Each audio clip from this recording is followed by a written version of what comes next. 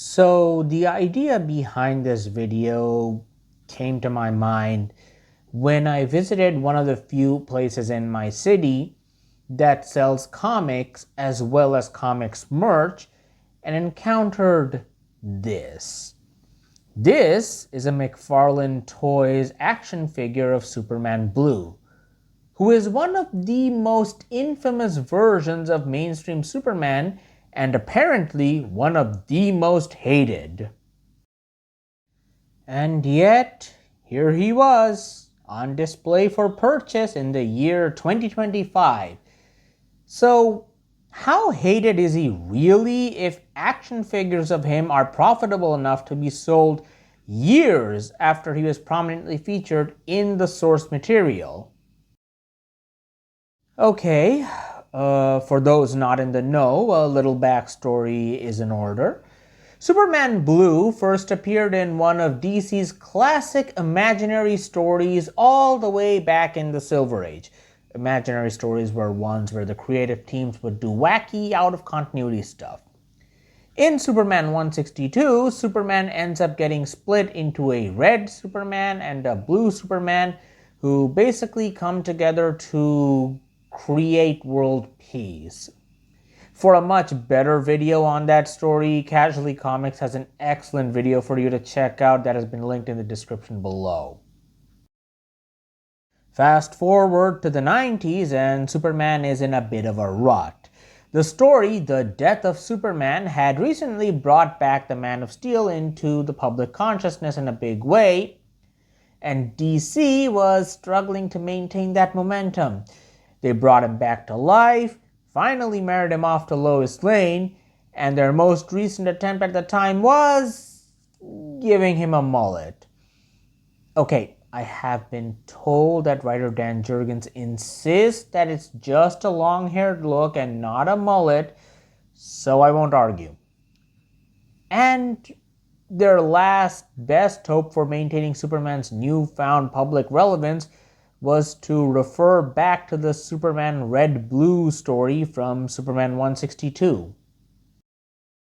So, after a skirmish with a magical foe, Superman's powers begin to fluctuate as he slowly turned into an electrical energy being over multiple issues. With the help of a special fabric provided by Lex Luthor, Superman got a new costume and began adjusting to his new powers.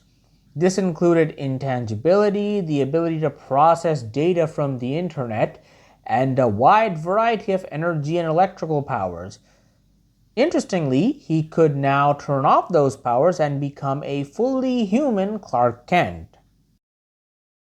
To say this was disliked was an understatement. Fans were not, fans of the change, and writers using Superman in other comics weren't exactly pleased. I actually don't dislike Superman Blue. In fact, if push came to shove, I actually like him quite a bit. Okay, I should explain myself before I lose all credibility. My exposure to Superman Blue was actually in the pages of Grant Morrison's JLA, where they had to deal with the fact that 6 of the 7 main members of the cast had their own stories going on in their own titles. But Grant Morrison is nothing if not innovative and used Superman Blue really well in the few stories where he was part of the JLA. He used his energy powers to keep the moon from falling out of orbit. He absorbs the blinding light of an angel to hold him back. He absorbs an evil energy being based off of him. He also absorbs an explosion meant to kill him and the Martian Manhunter. So Grant did make Superman Blue seem cool in the pages of their JLA run. Because, everything felt cool in the pages of their JLA run. As a matter of fact, in a side story, Superman Blue trials for the JLA, which is being run by the rest of the team minus Batman. They think he's joking, but he does do the trials and we see him ace all of them. When Batman is asked about letting him back in, he basically goes, "He's Superman. Don't waste my time." So yeah, JLA made Superman Blue pretty competent in my eyes. Of course, I'm clearly in the minority here. Both fans and writers would make fun of the concept multiple times. Kurt Busiek and George Perez would do so in JLA Avengers, Gail Simone would poke fun at it in her Birds of Prey run, and Scott Snyder would go so far as to make a version of Superman Blue a part of the Dark Multiverse, implying that he was a bad idea that had somehow received sentience. At this point, Superman Blue could be compared to Scrappy Doo, another similarly overhated character whose existence also coincided with a similarly turbulent point in his franchise, Scooby-Doo's history. And like Scrappy Doo, Superman Blue ended up becoming the face of that era, a scapegoat that the higher-ups could throw under the bus and make fun of to show that they were in on the joke. But a corporate in-joke has to still make money, which has seen countless Superman Blue action figures and similar merch pop up long after he was even relevant anymore. And they're clearly doing well enough for these action figures to still be made in 2025. As for Superman Blue, he never really properly returned in the comics.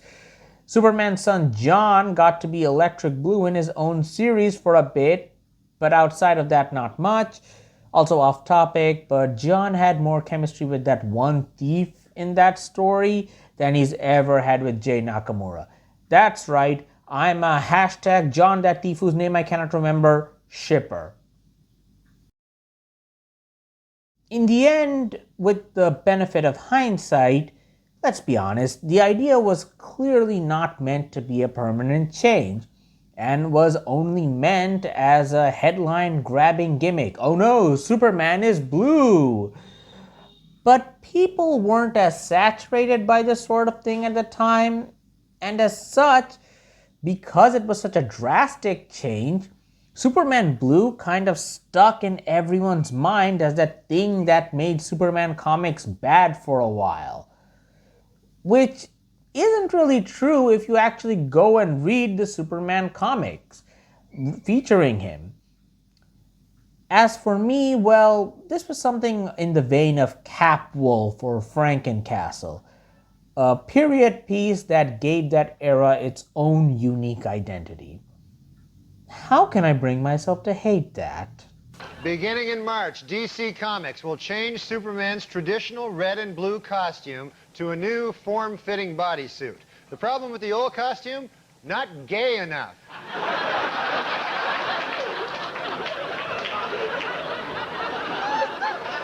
What the hell's going on in the country? That's not Superman.